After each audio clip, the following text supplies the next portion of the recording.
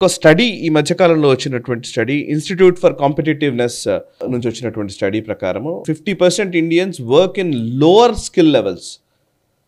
88% of India's work force stuck in లో skill occupations అని. నిజానికి మనమంతా కూడా స్కిల్ ఎన్హాన్స్మెంట్ గురించి చాలా గవర్నమెంట్స్ చాలా డబ్బులు పెడుతున్నాయి. ఎన్నో స్కిల్ ఇండియా అని ఇంకోటి స్కీమ్స్ వస్తున్నాయి. ఈవెన్ ఆంధ్రప్రదేశ్ తెలంగాణ గవర్నమెంట్ కూడా స్కిల్ డెవలప్మెంట్ కోసం కోర్సులు పెడుతున్నామని అవన్నీ చేస్తున్నారు. కానీ మనం ఇంకా లోవర్ స్కిల్స్లోనే చాలామంది ఉన్నారు అనేది స్టడీ చెప్తున్న విషయము.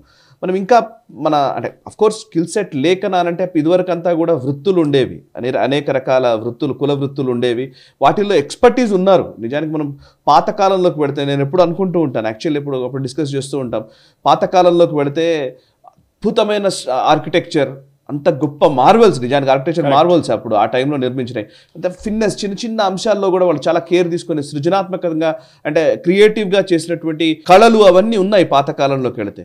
ఈ రోజుకి వస్తే కేవలం జీవన భృతి, డబ్బుల కోసం మాత్రమే మనం బతుకుతున్న పరిస్థితులకు వచ్చామా? అందులో కూడా మళ్ళీ నిర్లక్ష్యము, ఒక రకంగా చెప్పాలంటే ఏదో నడుస్తుందిలే జీవితాలు, మన స్కిల్స్ ఎందుకులే అన్నట్టుగా పోతున్నామా?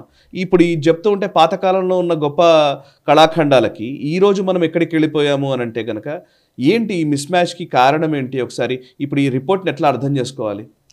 సాయి గారు, ఈ రిపోర్ట్ ఇన్స్టిట్యూట్ ఫర్ కాంపిటేటివ్నెస్ అని చెప్పి ఇండియాస్ అఫిలియేట్ అనమాట for strategy and competitiveness, Harvard business స్కూల్తో చేసిన స్టడీ ఇది. హార్వర్డ్ బిజినెస్ స్కూల్ తోటి దీంట్లో ఎడ్యుకేషన్, జాబ్ ఆపర్చునిటీస్, దీన్ని రెండు మ్యాచ్ చేసుకుంటూ వస్తాయి. ఎందుకంటే ఎప్పుడు మన దగ్గర చెప్తుంటారు ఉద్యోగం లేదని. నేను ఎప్పుడో ఎన్నోసార్లు చెప్పాను, మన షోలో కూడా చెప్పాను, మీరు కార్పెంటర్ని పిలవండి మీకు దొరకడు, మీకు ఎలక్ట్రీషియన్ పిలవండి దొరకడు, ప్లంబర్ని వీళ్ళని దొరకరు, మీకు వీళ్ళెవరు దొరకరు. అఫ్కోర్స్ అర్బన్ క్లాప్లో వెళ్ళి అర్బన్ కంపెనీలు కొడితే వస్తారు, కానీ వాళ్ళు కూడా 3 రోజులు తీసుకుంటారు ఒకసారి. కానీ మీకు సాఫ్ట్వేర్ ఇంజనీర్ కావాలంటే అమీర్పేటలో ఒక రాయి పడేస్తే, యునైటెడ్ స్టేట్స్ ఆఫ్ అమీర్పేటలో వాళ్ళ సాఫ్ట్వేర్ ఇంజనీర్ తల మీద పడుతుంది. We are producing the wrong kind of people. Sai garu, మన దగ్గర ఫస్ట్ ఆపాల్సింది గ్రాడ్యుయేషన్ కోర్సెస్ ఆపేసేయాలి. ప్యూర్ సైన్సెస్ పెట్టండి, I have no objection. Pure commerce పెట్టండి, నో అబ్జెక్షన్. కానీ ప్లేన్ గ్రాడ్యుయేషన్ తయారు చేసే వాళ్ళని ఫస్ట్ ఆపేసేయాలి. గవర్నమెంట్ ఒక మంచి పని ఏం చేస్తుంటే ఎంఫిల్ తీసేశారు. ఈ పిహెచ్డీ కన్నా ముందు ఎంఫిల్ కావాలని చెప్పి ఇట్స్ అబ్సల్యూట్లీ యూస్లెస్.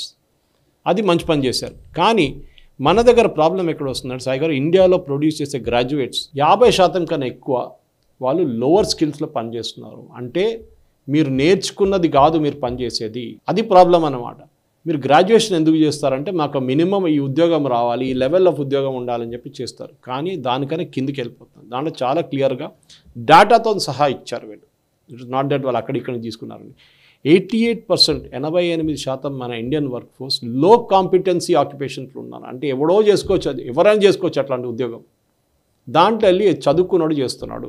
మన దగ్గర మనం వినుంటాం, ఒకసారి డ్రైవర్కో ప్యూన్ నౌకరీకో లేకుంటే లోవర్ స్కిల్స్కి ఒక 50,000 మంది అప్లై చేశారు అని చెప్పి గవర్నమెంట్ ఉద్యోగంలో వినుంటాం. అది దట్స్ బికాస్ వాళ్ళు ఏమనుకుంటా, అక్కడ ఒకసారి ప్యూన్గా ఎంటర్ అయితే నాకు అట్లా ఉద్యోగం ఉంది కదా, నాకు జీతం వస్తుంది కదా, దాని తర్వాత నాకు ఎక్కడో ఒకసారి ప్రమోషన్ వస్తే నేను కొంచెం పైకి వెళ్ళిపోతాను, సెక్షన్ క్లర్క్ అయిపోతాను, ఏదైనా అయిపోతాను. ప్రాబ్లం ఇది సాయి గారు, వీళ్ళు మన టెక్నికల్ కాంపిటెన్స్ బిల్డప్ చేయట్లేదు. ఇప్పుడే మన యాపిల్ గురించి మాట్లాడాం, మనం ఫాక్స్కాన్ ప్రాబ్లం గురించి మాట్లాడాం.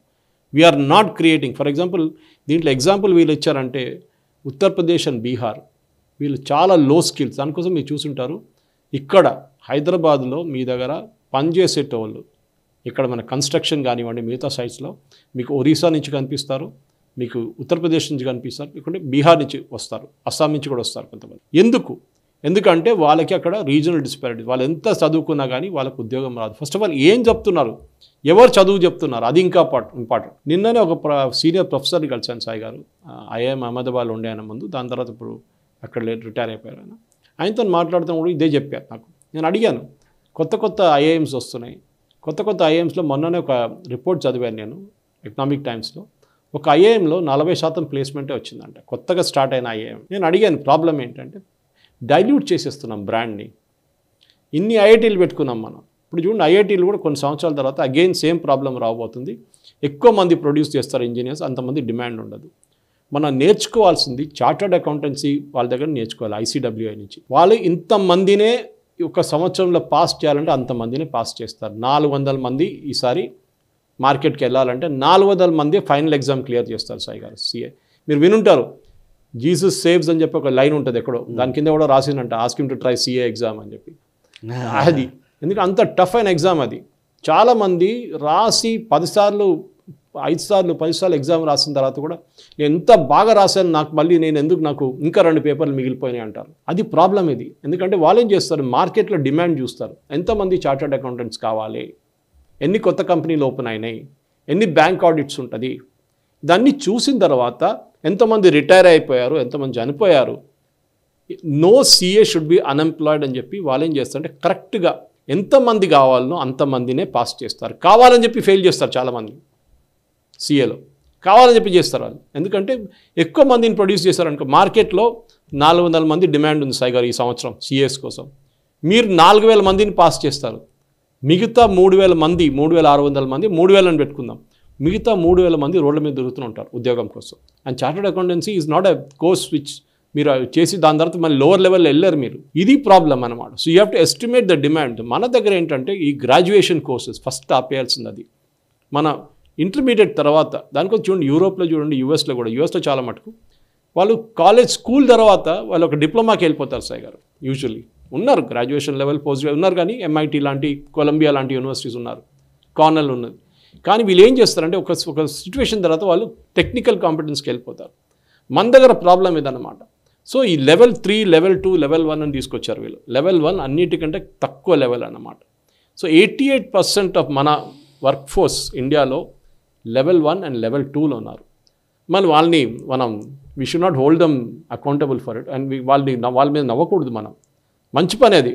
స్ట్రీట్ వెండింగ్ చేస్తున్నారు అంటే ఏదో అమ్ముకుంటున్నారు రోడ్ల మీద, డొమెస్టిక్ వర్క్ చేస్తున్నారు, లేకుంటే మాన్యువల్ ఆపరేషన్స్ అంటే సైట్లలో పనిచేయడము, లేకపోతే రియల్ ఎస్టేట్ ప్రాజెక్ట్ మీద పనిచేయడము తక్కువేం కాదు. They are good job. ఎందుకంటే నేను చెప్తాను, ఇప్పుడు కూడా చెప్తూనే ఉంటాను, కేరళ లాంటి ప్లేస్లో ఒక రోజుకి ఒక అన్స్కిల్డ్ లేబరర్కి 1500 రూపాయలు ఇస్తారు సాయి గారు.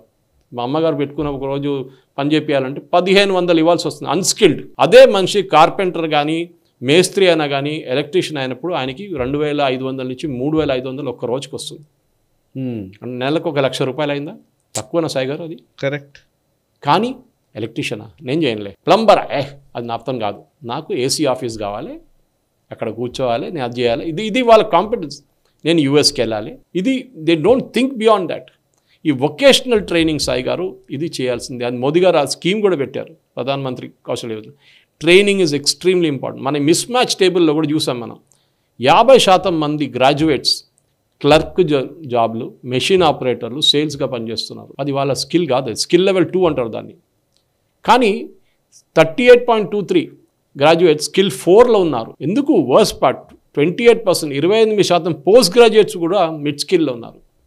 ఎందుకు చేస్తున్నారంటే చేశాను, ఏదో ఎంఏ చేశాను కాబట్టి పిహెచ్డీ కూడా చేస్తా అంట, మళ్ళీ ప్యూన్ ఉద్యోగం అప్లై చేస్తాడు. ఇది ప్రాబ్లం అన్నమాట. So under qualified formal education లేని వాళ్ళు డెఫినెట్గా ఫార్మల్ ఎడ్యుకేషన్ తీసుకోవాలి. కానీ టెక్నికల్ అండ్ వొకేషనల్ ట్రైనింగ్ తీసుకుంటేనే బాగుంటుంది. ఎందుకంటే అక్కడి నుంచి మీకు ఉద్యోగం ఉంటుంది. అండ్ డెఫినెట్గా అండ్ దీంట్లో ప్రాబ్లం ఎక్కడ వస్తుందంటే చిన్న స్టేట్స్ దీంట్లో బాగా పర్ఫామ్ చేస్తున్నారు సాయి గారు. ఫర్ ఎగ్జాంపుల్ గోవా, పుదుచ్చేరి, కేరళ వీళ్ళు చాలా బాగా పర్ఫామ్ చేస్తున్నారు. ఓకే, ఎందుకంటే లెవెల్ 4 అన్నిటికంటే హైయెస్ట్ లెవెల్లో చండీగఢ్ 33%, కేరళ, పుదుచ్చేరి, గోవా, పాండిచేరి అందరూ 20%. అదే టైంలో బీహార్లో top skill 4 level jobs, top level జాబ్స్లో 4% మంది ఉన్నారు. 4%. ఎంత తేడా ఉంది అసలు. దానికోసం ఇక్కడ వచ్చి తిరుగుతున్నారు వాళ్ళు. ఉద్యోగం కోసం లాలూ ప్రసాద్ యాదవ్కి లంచం ఇచ్చి ల్యాండ్ ఇచ్చి గవర్నమెంట్ ఉద్యోగం తీసుకున్నారు. డెస్పరేట్ అన్నమాట. మన ఎడ్యుకేషన్ సిస్టమ్ ఇట్స్ ఫ్లాడ్. మన బీహారీ వాళ్ళని తిట్టకూడదు. మన education system is ఫ్లాడ్. In fact irony ఏంటంటే సాయి గారు, ఐఏఎస్లో బీహార్ వాళ్ళు చాలా బాగా పర్ఫామ్ చేస్తారు, సివిల్ సర్వీస్లో. అదే అర్థం కావట్లేదు ఎట్లా అని. సివిల్ సర్వీస్లో చాలా బాగా పర్ఫామ్ చేస్తారు వాళ్ళు. మ్యాక్సిమం ఎవరు సివిల్ సర్వీస్ ఆఫీసర్స్ చూస్తుంటారు, మీరు చాలామంది అక్కడి నుంచి ఉన్నారు. ఎందుకంటే ఇది మిస్ మ్యాచ్ వస్తుంది. ఇది కరెక్ట్ చేయాల్సిన టైం వచ్చింది సాయి గారు. ఎందుకంటే మన వర్కర్స్ మన ఎకానమీకి కంట్రిబ్యూట్ చేస్తారు. ఢిల్లీ, పాండిచేరి, గోవా, కేరళ ఎట్లా తీసుకొచ్చారో, ఎట్లా వాళ్ళు పర్ఫామ్ చేస్తున్నారో దాన్ని నేర్చుకొని మనమైనా నేర్చుకోవాలి. డెఫినెట్గా ద టైమ్ హెస్ కమ్. ఈ plain graduation courses including engineering కూడా దీంట్లోనే పెడుతున్నాను. ఇవాళ నిన్న ఒక డెసిషన్ వచ్చింది హైకోర్టుది, చాలా మంచి పని చేశారు. సిఎస్సిలో సీట్లు పెంచకూడదని చెప్పేశారు. కథ ఇంకా సీట్లు కావాలంటే అక్కడ ఉద్యోగం రావట్లేదు వాళ్ళకి, ఇంకా సీట్లు పెంచుకోవాలి, ఎందుకంటే ఇంకా ఫీజు కలెక్ట్ చేసుకోవచ్చు కదా. ఎందుకు సాయి గారు అర్థం కావట్లేదు. మీరు ఫస్ట్ పాస్ అయిన వాళ్ళకే ఉద్యోగం రావట్లేదు ఇంజనీరింగ్లో, మీరు మళ్ళీ కొత్త వాళ్ళు ఎక్కడ తీసుకుంటున్నారు? మీరు ఈ సాఫ్ట్వేర్ అని చెప్పి మొత్తం చెట్టు మీద ఎక్కిపించుకున్నారు అందరినీ. ఒకరోజు పడతారు అందరు కలిసి కింద. అది జరగబోతుంది. స్కిల్ వాళ్ళని definite there is high skill required in software, no doubt about it. AI కానీ మెషిన్ లెర్నింగ్ కానీ అన్నీ చూసుకుంటున్నాం మనం, రోబోటిక్స్ అన్నీ. కానీ అందరు ఒకటే వైపు వెళ్ళిపోతున్నారు. నారాయణమూర్తి గారు కరెక్ట్ చెప్పారు ఒకసారి. If everybody starts becoming a software engineer, ట్రైన్లు ఎవరు నడిపిస్తాడు, ప్లేన్స్ ఎవరు ఫ్లై చేస్తారు, రైల్వే ట్రాక్లు ఎవరు చూసుకుంటారు? ఎవరు వెళ్ళరు కదా అట్లాంటి ఉద్యోగానికి. దానికి కూడా కావాలి మనుషులు. అందరు సాఫ్ట్వేర్ ఇంజనీర్ అయిపోతారంటే మన దగ్గర అడగండి. పిల్లల దగ్గర చిన్న 6th క్లాస్ 7th క్లాస్ పిల్లల దగ్గర అడగండి, మీకు ఏం చేయాలంటే నేను సాఫ్ట్వేర్ ఇంజనీర్ అవుతా అంటాడు. 10th క్లాస్ పాస్ అయినా నేను సాఫ్ట్వేర్ ఇంజనీర్. ఏం చేస్తావు దాని తర్వాత? నీకు కాంపిటెన్స్ ఉందా, స్కిల్ ఉందా? అందరూ సాఫ్ట్వేర్ ఇంజనీర్ అయిపోతే మళ్ళీ ఇంకేం చేస్తాడు? మెకానికల్ వాడు ఏం చేస్తాడు? మీకు కార్లు తయారు చేయాలి, మీరు ట్రైన్లు తయారు చేయాలి, బస్సులు తయారు చేయాలి, మీరు పెద్ద పెద్ద బిహెచ్ఎల్ లాంటి కంపెనీలు పనిచేయండి. ఎక్కడ మెకానికల్, సివిల్, ఇంత కన్స్ట్రక్షన్ నడుస్తుంది మన దగ్గర ఇన్ఫ్రాస్ట్రక్చర్ వైజ్. చాలామంది సివిల్ ఇంజనీర్స్ కావాలి, కానీ కష్టపడాలి కదా. మనం వెళ్ళి ఎండలు నిలబడి పని చేయాలి. అది నాతో కాదు, నాకు మళ్ళీ ఏసీ ఆఫీస్ కావాలి. ఇది ప్రాబ్లమ్ సార్. కరెక్ట్ సార్, నిజంగా మీరు చాలా థాట్ ప్రొవోకింగ్ మాటలు చెప్పారు నిజానికి.